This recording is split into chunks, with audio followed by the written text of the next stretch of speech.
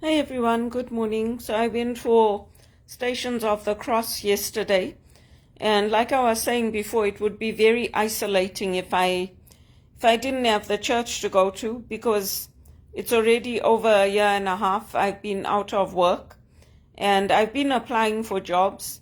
I don't want what happened to my grandmother to happen to me.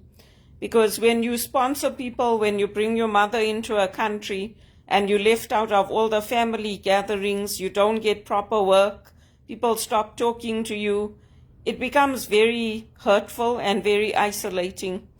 So the lesson I learned from my grandmother, because she couldn't take it in the end, she's like, we all living in the same house and we're having so many problems, and I'm just tired of it. She said, I'm going to your uncle's now. The only regret I have is that I'll have to leave you and I'll have to go. And I'll remember the day she left, she cried. She took me in the bedroom because we were at my uncle Cyril's place. He's my dad's cousin. He's not really my uncle. He's a cousin, but we were brought up by my mother to call him uncle. And she cried and she said goodbye to me privately, and her brother, Uncle Tony, and Auntie Santana. The rest of them were all happy that she was going, because she was getting it from all sides. She couldn't make decisions about her business. My mother was getting upset because she was taking money from the till and she wanted to control it. So in the end, my grandmother left. And that's why I stay out of what the family are doing now, because you don't want to be in people's way. You don't want to be made to feel like you're interfering. And I don't listen to my mother. Sometimes she sends me messages saying, don't go outside, it's cold today. I'm like, so what? It's cold for everybody. I'm not decrepit. I'm not an invalid that I can't go outside because it's cold. Millions of people get up and they go outside and they walk and they ski and they go to work. I'm not sickly. I also have been out in worse weather. I've been out in better weather. I tell her, if it's cold for you and you don't want to go, then you stay inside. Then she gets upset. So now I don't even communicate with them. The less I communicate, the better it is. Because in this society, many of us are trained with the same skills as parents.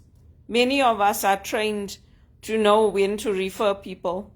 Even when I went to visit my uncle in America, and he told me he made the arrangements for my dad to go to South Africa, I was very upset. I was very, very upset because he lost his brother, but I lost my dad. And I was like, why do people make arrangements for other people? And then they did the same thing here to me in Canada. I was like, no, you guys, nobody has the right to make arrangements for me. You can say, oh, we meant well, or we teachers, we know what we're doing. I don't care. I lived my life independently, just like my mother, my sister, my brother, before everybody decided that they knew better than me what was better for me, or they were concerned. Because my uncle told me when I went to visit him, he gave me the name of a psychiatrist and their phone number, and he said, I think you should contact this person. I was like, I'm not contacting them. If I needed to go see a psychiatrist or I needed to go to see someone, my doctor would have told me. So from then it hasn't stopped. That's why I stay away now. I don't go. Unless I'm specifically invited to something, I don't go. And it's the same with my niece and my nephew, because I don't think like them and they don't think like me. And even when my dad's cousin came, he came here from America because they were going to see my cousin Ricardo in California. I would have loved to have seen them, but they only told me the day that he arrived that, oh, he's here. I'm like, oh, well. They didn't tell me they were coming, so it's too bad. But I crossed oceans. I flew from here to go and see them and to go and spend time with them. So I'm not going anymore. Why should I? Because I made the effort, I went there, I spent time with them. I told my cousin, the only thing I'd like to do is I'd like to come for your ordination if I can. If I'm working and I can afford a ticket, I'd like to come, because I played a big part in Ricardo's life. So he said to me, you can come if if you're able to, it would be nice. Because I've never been to the cathedral in Johannesburg, and it would be nice for me to be there. Because I'm close to Ricardo, and, he's becoming a Jesuit priest, and I trained with the Jesuits. I trained with them in Britain, in South Africa, and here. So it would be nice for me to be there. But I don't interfere in people's lives. I don't interfere, and I just get on with my own life. And it's better if you do that. Because people, if they think that, you're going to interfere in their life, you're going to cause disruptions, they don't want you with them for their Christmases, for their New Year's, then that's what they're going to do. So that's why I went and I got an education. I came up in life and I worked hard. I studied, even here. When I came to Canada, I didn't contact my sister to say, can you help me? Can you please tell me what I have to do? What is it like when you come to Canada? How will I get a job? I didn't ask her anything. I found out in England. I went on the internet. I found out what I had to do to retrain to become an HR professional, what I had to do to work in my field. And then when I came here, she didn't give me any guidance. I found out everything on my own. I found out what I had to do to go to Rotman, to join HRPA, to register with employment agencies. I didn't ask her anything. I went to Service Ontario, and then when I was there, they gave me a list of the recruitment companies. They showed me how to look for the recruitment companies in Toronto, and then how to send them my resume, different styles of resume. I did everything on my own because I didn't want to land up in the position my grandmother was in, where people took her away from me, and she didn't want to go. She didn't want to go, but she got sick of the community in Kwekwe, and she got sick of living in a house where nobody was talking to her. And she told me, she said, I feel very hurt because they don't even talk to me. She said, sometimes you don't talk to me. I said, I do talk to you, but the thing is, you people are always fighting. You're always having disagreements. Once Papa died, it became like a nightmare. And then when I went to Bulawayo, my brother said to me, but you went to Bulawayo, you stayed there. I said, yeah, I didn't want to come back. I didn't want to come back to Kwekwe. Because even when I was there, it was like I wasn't there. Because my mother and my sister were always together. They always did their own thing. Only when my sister wasn't there, then my mother enjoyed me. Then she spent time with me. But when my sister's there, it's like, who is she? Oh yeah, it's 10 years. We didn't see her for 10 years. I didn't hear from my mother this last 2 years that I haven't been working. I didn't hear from her at all. It's only recently she started contacting me. And because of what they did, what the police did with getting me into Sunnybrook and all that, I stay away. Because those decisions should be made by me and my doctor. Even as a spiritual director, if something's out of my league, I tell people, you know what, I can't help you with this area, but maybe you can talk to your doctor, and I leave it at that. I don't get involved and make arrangements for them and all that. Firstly, it's not my place, and secondly, it's a misguided use of power. I don't get involved. Even with my godmother, I told her, and because she asked me, do you talk to your spiritual director? Do you have any mental health problems? I said, no, I don't. I said, I don't have mental health problems and there's nothing wrong with me. I do talk to my spiritual director if I need to. And if you need to get help, if you need to talk to a counselor, because I know it's hard for everybody when I'm unemployed and when I go through things, you need to talk to your doctor and the doctors can refer you, the family doctors. And I told my mother the same thing. If you need help and you can't cope with something, we all have access to the same things, just like in South Africa, just like in Zimbabwe. I used to tell my mother, if you need mental health support, if you need counseling, talk to your doctor. Because we as spiritual directors, we do not take family for that kind of guidance. And we do not refer family. It's insulting if you refer family. It's not on me. So it's important to remember that, because it's not even on friends. It's not on friends. It's on us. If we need the help, we need to go and see our doctors. And if our doctors think we need it, they will tell us. In all the years that I have been living, I've never had a doctor say to me, I think you should go and get counseling, or I think you should go for psychiatric care. Never. I've never had it. Not in Zimbabwe, not in South Africa, not here. None of my family doctors have done that. And Dr. Ing pushed back on Dr. Zaretsky when he said that I need psychiatric care. He said to me, I'll talk to him. He said, you get a lawyer, and get a lawyer for the family as well to make sure that they know. And he said, leave it with me, we'll coordinate it. Because it's not right. It's not right for somebody to take my reputation and destroy it because other people can't remember, or other people can't tell the truth, or other people don't want to say what actually happened. It's not fair to me. Or other people have doubts that I can hold a job. It's not fair to me. When people can see how bad the market is in Canada, when people can see the discrimination, when people can see that it's not just me. My mother used to tell me, it's only you that can't get a job. I said, oh, what are you talking about? It's not only me. She's like, you always in and out of jobs. They always hire you, then they fire you. I'm like, you know what? That's how the banks are. It's very, very hard to get a permanent job in the banks or anywhere these days. It's very hard. And even my brother, I told him, when he sent me a message to say that, you should just be completely on the government and let the government take care of you. I said to him, no, I don't want that. I want to work. I want to be independent, and I want to be like you and Anita. You think I went to university to study and be educated so that I can't have my own property and I can't have my own car like you? I also want my own property.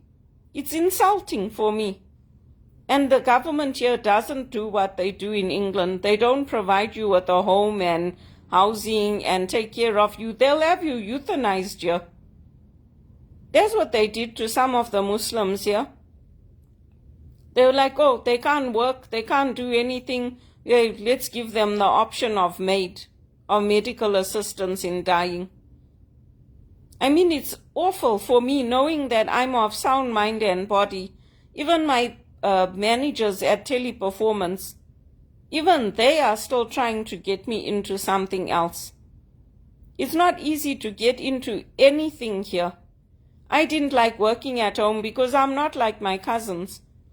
I'm not like my cousins and my family. I don't like staying at home by myself and working from home and logging in online and just going from my bed to the computer and then you stay in your house the whole day. I'm not like them. I don't like it. And I tell them. I talk to my cousins. I talk to Kathy. I talk to Cynthia. I talk to Carol. I talk to all of them. And Christopher, Angelique. I tell them I don't like it because I'm on my own.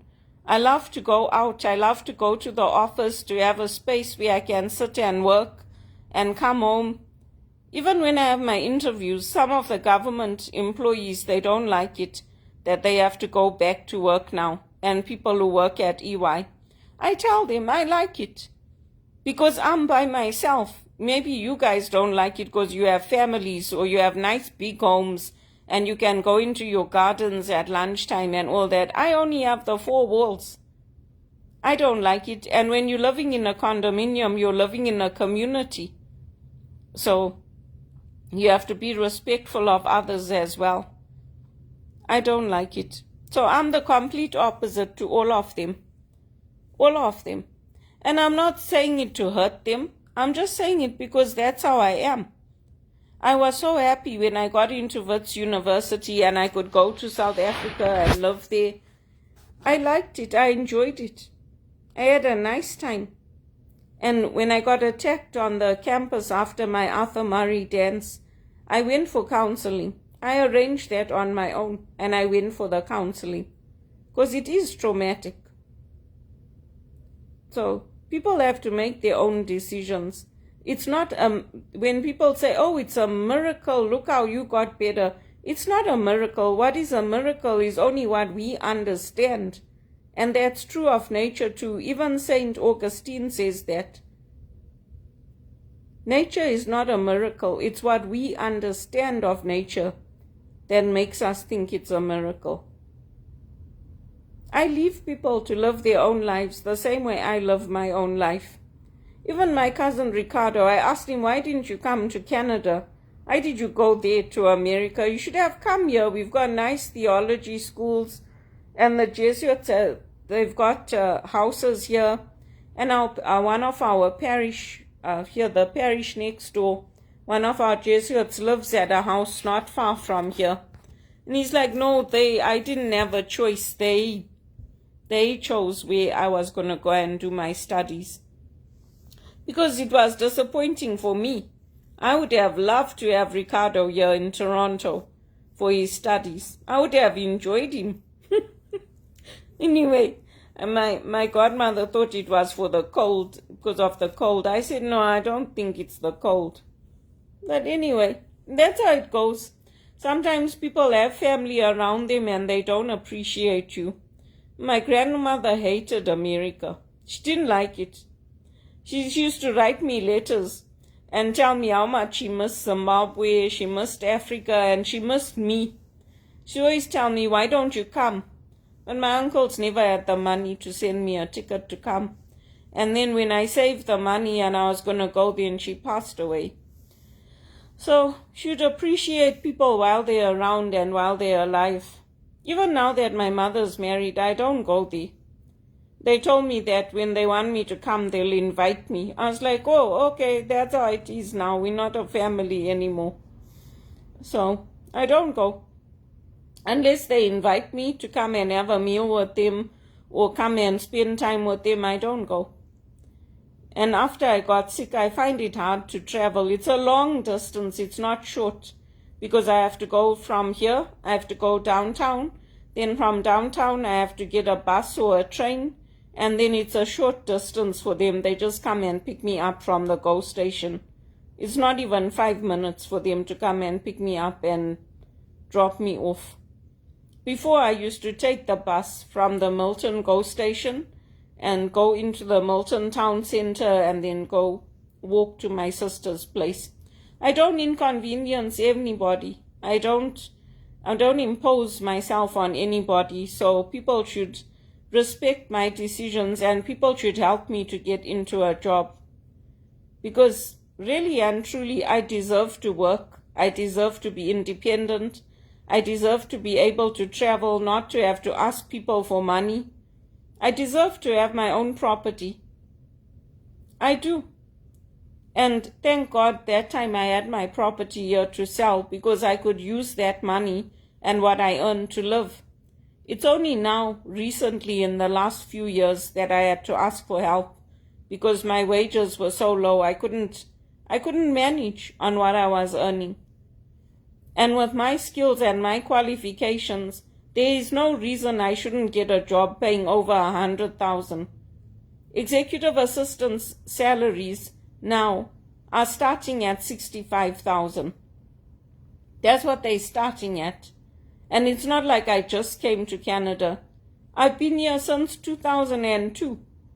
I worked on a camp in America, and even that, the family didn't say anything. My uncles didn't support it. My godfather, he's like, why are you going to work on that camp in America? I said, why shouldn't I? You only get to live once. You don't, and it's not like it's easy to get those jobs. Even here, it's not easy to get a job to work on a camp. It's very, very difficult. But I applied for it through the Contiki tours and I got it.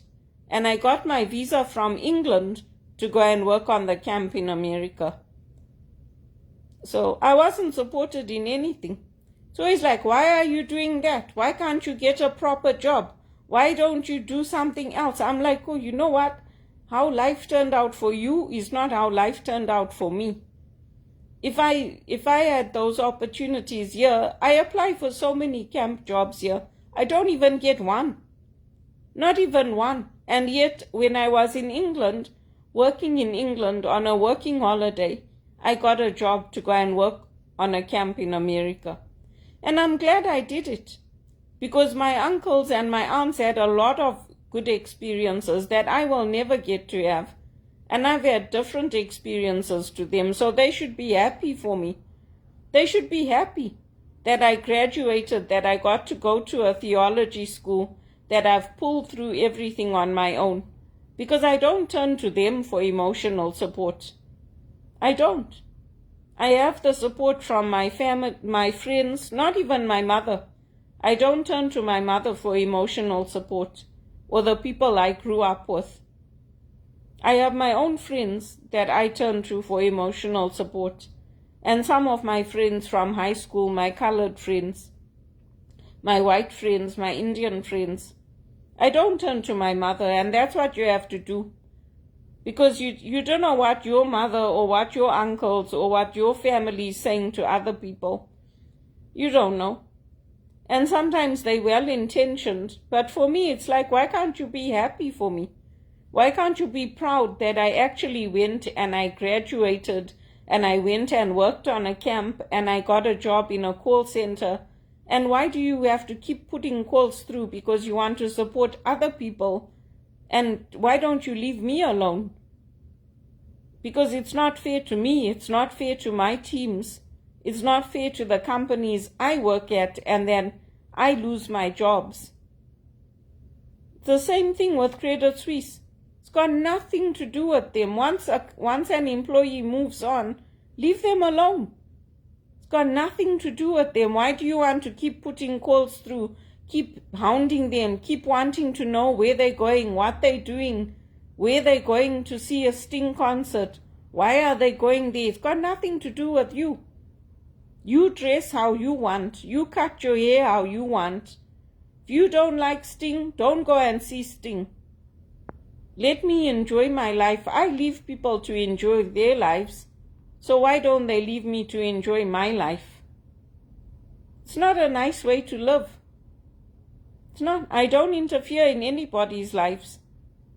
I stay in touch with my brother occasionally. I don't interfere in his marriage. I didn't even get to see my sister-in-law when she came. They came here for a whole month. They were here with my sister for a whole month. I never even got to spend one day with her. Not even one. I mean, it's sad. That's what I can tell you. I really hope God turns my situation around and gets me into a good paid job, and a job where people can't interfere and cause problems for me. Because that's what I want. I'm tired of it. I'm tired of it. I don't deserve it. I don't deserve what people do to me. I don't. Even all this preventative medicine and all that, I'm taking the tablets because my doctor told me to. If I didn't have to take them, I wouldn't take them. But because I know I've got high blood pressure, I've got an underlying condition, I have to take the statins. So it was all completely preventable. If I just had a little bit of emotional support, if I'd been included in some family events, if I'd been treated with the respect I deserve in my workplaces, it could have all been prevented. All of it. It's not like I did anything to anybody. I didn't. I didn't do anything. I didn't abuse my mother. I didn't start with her. They have their own emotions, and then they say I start with them. I didn't start with anybody. I stay so far away from them, it's not even close. It's like maybe 2 hours. If they drive, it doesn't take them that long. It's far for me. It's 30 minutes from here to downtown, and then it takes at least another hour with the bus. An hour to an hour and a half, depending on which bus you take. It's an hour on the train. So it's not like I'm even close to them. And the same thing with my godfather and his wife. I don't interfere in their lives. I never even go there. I don't go. When I was staying with my sister, they used to invite my sister. And then my brother-in-law and my sister used to tell me, you can't stay by yourself. You come with us. They invited us. We're going. They don't invite me. They don't invite me to anything. And then they're saying, oh, you hardly come. I'm like, oh, did you invite me? You didn't invite me. I don't want to hear from people that, oh, now it's such an imposition. We got a party to go to. So you stay at home and we're going to our party. How do you think that makes me feel? When people come to our house, when they used to come to our house in Zimbabwe, if we had a party to go to, we used to take them. And I've told them that before, that, look, I don't like it. If I'm here and I'm coming to visit you after a long time and you're leaving me at home, I don't like it. They're like, oh, well, no, we're not taking you. It's our first time being invited to this and we don't want you to come. So I'm like, you know what, I'm not coming back. I'm not coming back to visit you because it's not like I haven't told you before how I feel and what I like and what I don't like.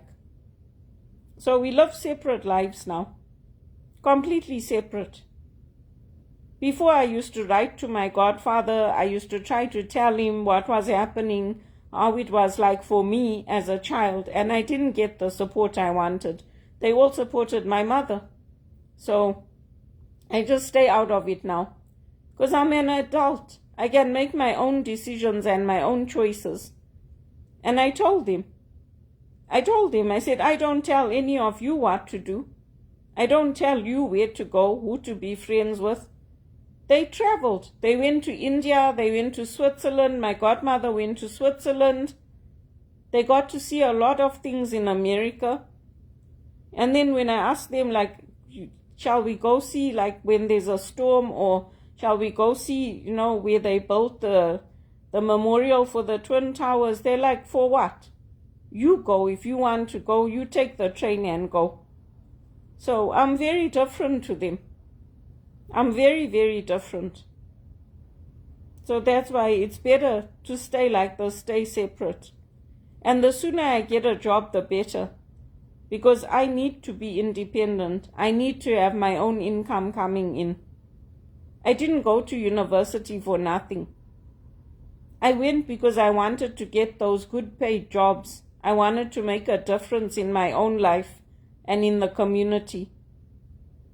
I didn't take it so I could go to university and study and upgrade my skills and go work on a camp so that I can stay in minimum wage and have nothing and have no money, no savings, no property. I didn't do it for that reason. And by God's grace, I've got my health and I've got a good doctor. I was very nervous when Dr. Ng retired. Very nervous because I didn't know who I was going to get. And I researched the doctors. Before I went to this new doctor, I researched. First, I contacted Health Canada. They didn't refer anyone to me. Then I checked with all the friends I have here in Toronto. No one knew of anyone. My one neighbor, she told me to check with her doctor, but they were not taking anyone. Then I contacted the place here across the road. They had an advert that they were taking new patients, and they had it on their message on the phone call, like the recording. And then when I called them, they're like, no, we're not taking anyone. So then I found this clinic.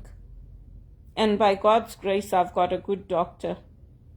I was nervous. I prayed. I said, Lord, please help me to find a good doctor and a doctor who's going to be somebody I can trust and somebody who will be like Dr. Ng for me.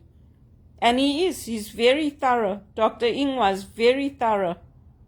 And if people think they can make decisions for me, and because they have their own problems, they want to just take me in Sunnybrook and leave me there and not come visit me, just leave me alone. Don't bother. Don't bother coming back here to see me. Don't bother coming to call me. Don't bother. Just leave me alone and let me live my life. Because I don't deserve that. And Constable Summers told me, he said they want to take you and leave you in Sunnybrook, and if they put you there, nobody's going to come and visit you. I said, you must be kidding. He's like, no. I said, no, I'm not willing to do that. So he said, then I don't want you to come back here. I don't want to see you at the police station ever again. I said to him, I don't want to come back here either. I never wanted to come here. They must stay away from me. I've had enough of it. I've had enough of it. I don't deserve to be treated like this. And it's the same thing with the banks. Even the sisters are pushing back because of how the banks treat people. And then they say, oh, but look, you worked on contract. Why is there a gap in your employment history? Well, I'm not sitting at home doing nothing. I'm taking courses. I'm volunteering. I'm helping the church online. I'm doing things. I'm not causing a problem for the community. I'm not going out and raping and stealing and killing. I had enough of it. Just to get a decent job. Oh no. Really and truly, it's too much. I don't even stay in touch with my uncles anymore. I used to. I used to always stay in touch with them, call them, phone them to see how they are. I don't anymore. My mother tells me, oh, you should call them. I said to her, for what? I don't want any more problems with anyone. I don't. I was very, very close to them. They don't invite me. And they have their big parties, their 40th birthday parties and all that. They don't invite me.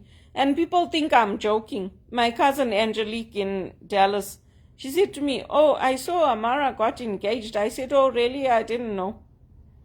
She's like, are you going to the wedding? I said to her, I don't think I'll be invited. If I'm invited, I might go. But I said, maybe they'll invite you.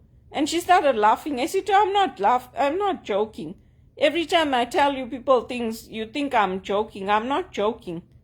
They don't include me in anything. So, I live a quiet life and I live a good life. And I deserve to have a good job. My mother's also made it clear her and Daryl are a couple. Oh, good for them. And what about me? What about my Christmases and my events and my birthdays? Even my godmother, she's never been with me for any of my birthdays. Only one, and that was when my grandfather took me to California. Then we celebrated my birthday together. After that, she's always been working.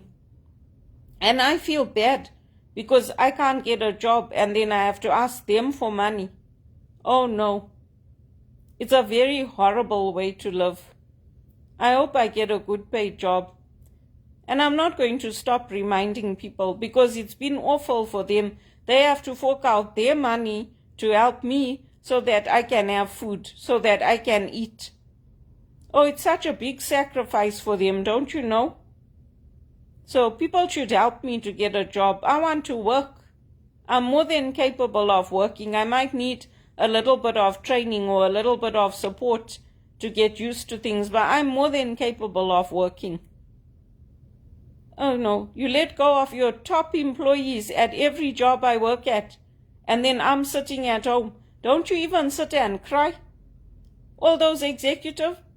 I'm your top employee at every single contract, at every single job, and then you let me go, and you keep the poor performers. I don't get it. I don't get it. And I can tell you now, my doctor's not going to support anybody, whether it's my aunts, my uncles, my mother, my brother, my sister. He's not going to support anybody taking me and putting me in Sunnybrook or me staying at home and being dependent on the government. The government don't give you anything anyway in this country. He also wants me to work and I want to work. It's not a miracle. I just needed a little bit of support, that's it.